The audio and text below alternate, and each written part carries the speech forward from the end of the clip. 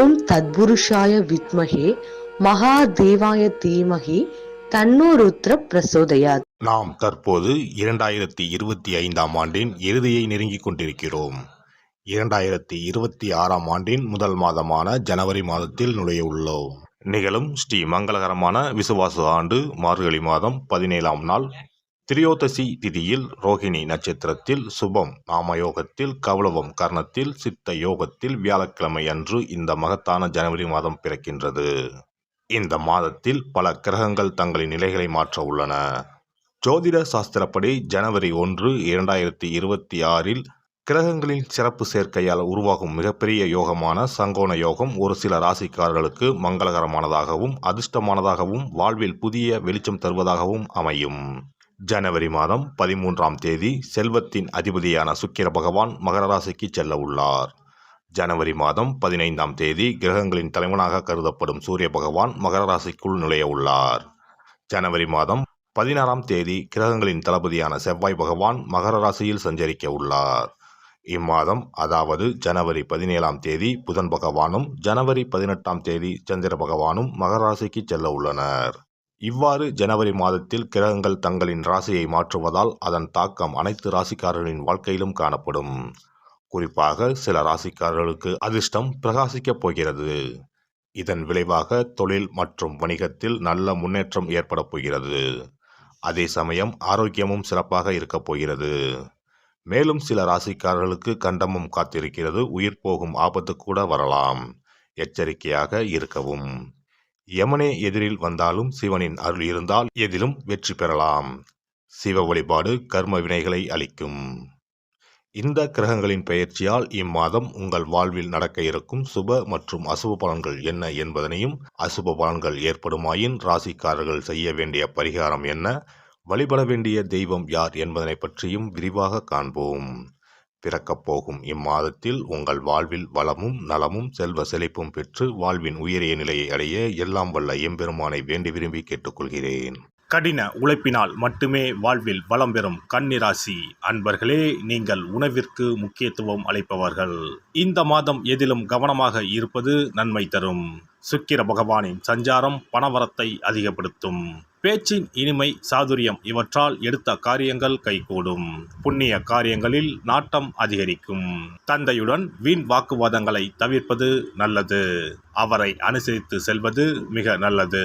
பூர்வீக சொத்துக்கள் மூலம் வரவேண்டிய லாபம் தாமதப்படும்.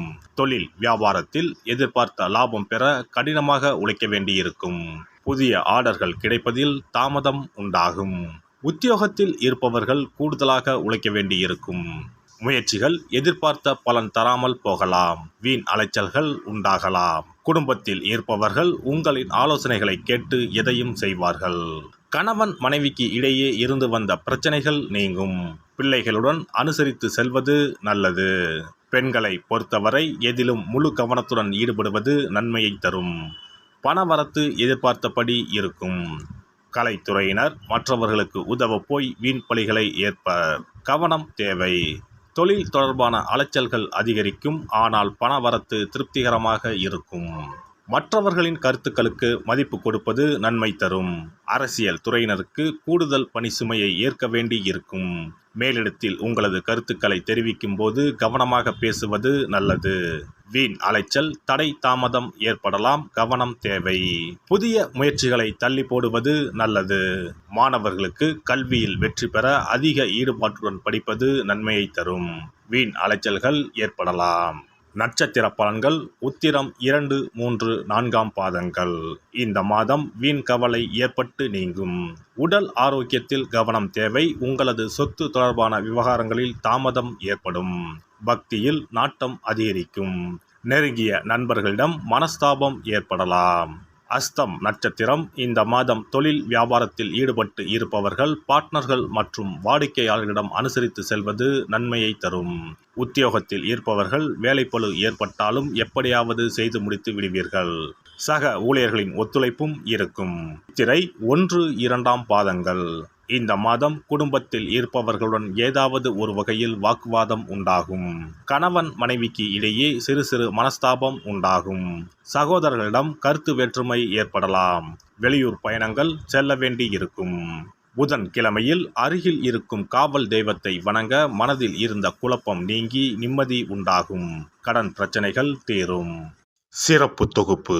கண் திருஷ்டிகள் அகன்று தடைப்பட்டு கொண்டிருக்கும் காரியங்கள் நிறைவேற செய்ய வேண்டிய பரிகாரம் என்ன என்பதனை பற்றி காண்போம்.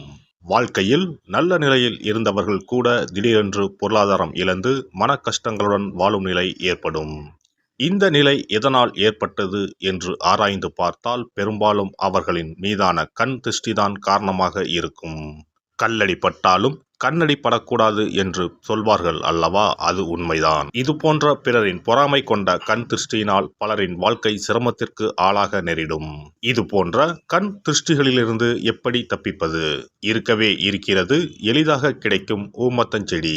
தெய்வ சக்தி நிறைந்த செடியாக கருதப்படும் ஊமத்தஞ்செடியின் காய், பூ, இலைகள் என அனைத்தும் தீய சக்திகள் விரட்ட பரிகாரத்துக்கு பயன்படுகிறது. பொதுவாக ஊமத்தம் காய்க்கு கெடுதலை அகற்றக்கூடிய சக்தி உண்டு. நம் வீட்டில் உள்ள எதிர்மறை சக்தியை அகற்றுவதற்கு ஊமத்தங்காய் தீபம் சிறந்த பரிகாரமாகிறது. தெய்வீக மகத்துவம் நிறைந்த ஊமத்தங்காய் மற்றும் பூவையும் எடுத்துக்கொள்ளுங்கள். வீட்டுக்கு அருகில் இல்லை என்றால் நாட்டு மருந்து கடைகளில் கிடைக்கும். இந்த 2 பொருட்களையும் மஞ்சள் தண்ணீரை கொண்டு நன்றாக கழுவி விடுங்கள்.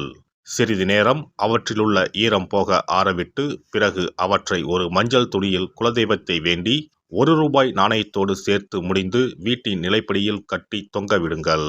இந்த முடிச்சை வெள்ளிக்கிழமை அல்லது ஞாயிற்றுக்கிழமைகளில் தயார் செய்து வாசல் படியில் கட்டுவது சிறப்பு. தினமும் வீட்டில் தீபம் ஏற்றி காண்பிக்கும் போது இந்த முடிச்சுக்கும் காண்பிக்கவும். இதேபோல் ஊமத்தம் இலைகள் கிடைத்தால் அந்த இலைகளை சுத்தமான மஞ்சள் தண்ணீரில் கழுவிவிட்டு அவற்றை கொண்டு வீட்டில் இருக்கும் விநாயகருக்கு திங்கள் கிழமைகளில் தொடர்ந்து அர்ச்சனை செய்து வர வேண்டும்.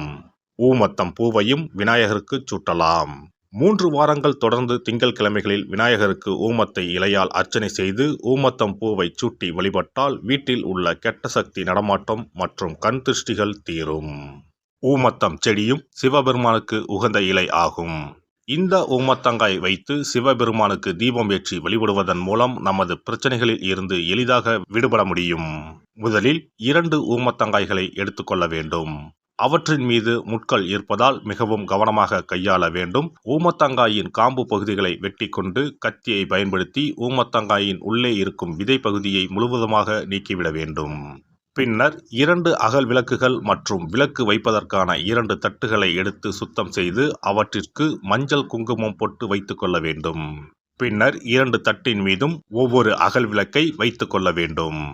அதன் பிறகு எப்போதும் பூஜை செய்வதற்கு வைப்பது போன்ற வெத்தலைப்பாக்கு, பழம் போன்றவற்றை வைத்துவிட்டு 2 விளக்குகளையும் ஏற்றி சிவபெருமானை மனதார வேண்டிக் கொள்ள வேண்டும். எனக்கு இருக்கும் பிரச்சனைகள் அனைத்தும் தீர்ந்து இன்பமான வாழ்க்கை கிடைக்க வேண்டும் என வேண்டிக் கொள்ள வேண்டும். இந்த பூஜையை வெள்ளிக்கிழமை அன்று தொடங்கினால் தொடர்ந்து 9 வெள்ளிக்கிழமைகள் செய்ய வேண்டும். ஊமத்தங்காயின் மீது எவ்வாறு முட்கள் இருக்கிறதோ அதுபோல நமது வாழ்க்கையில் இருக்கும் முட்கள் போன்ற பிரச்சனைகளை அவை தீர்த்து வைக்கின்றன. இந்த பூஜையை நாம் தொடர்ந்து செய்து வருவதால் நம் மீது இருக்கும் கண் திருஷ்டிகள் அகன்றுவிடும். தீராத துயரங்கள் தீர்ந்துவிடும். பணம், நகை நம்மிடம் பெருகி வரும். சிலருக்கு கையில் சுத்தமாக பணம் இருக்காது. வறுமை தாண்டவமாடும். கடன் தொல்லையால் கஷ்டப்படுவார்கள். பண பிரச்சனையில் சிக்கி கொண்டிருப்பவர்கள் இந்த தீபத்தை ஏற்றினால் 3 வாரங்களில் நல்ல பலனை பெற முடியும். தொழிலில் நல்ல முன்னேற்றம் இருக்கும். கடன் பிரச்சனைகள் தீரும். உறவினர்களிடையே பகைமை இருந்தால் அவையும் மறைந்துவிடும். நோய்வாய் உள்ளவர்கள் இந்த தீபத்தை ஏற்றுவதன் மூலம் நல்ல பலனை பெற முடியும். பொதுவாகவே எந்த பரிகாரம் என்றாலும் அதை முழு நம்பிக்கையுடன் செய்தால் மட்டுமே முழு பலன் கிடைக்கும் என்பதை நினைவில் கொள்ளுங்கள்.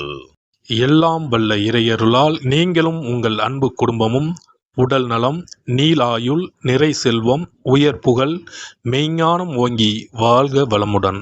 இந்த வீடியோ பதிவு உங்களுக்கு பிடித்திருந்தால் லைக் பண்ணுங்க, கமெண்ட் பண்ணுங்க, ஷேர் பண்ணுங்க, மறக்காம சப்ஸ்கிரைப் பண்ணுங்க, பக்கத்துல இருக்கிற பெல் பட்டனை கிளிக் பண்ணுங்க. நன்றி, வணக்கம்.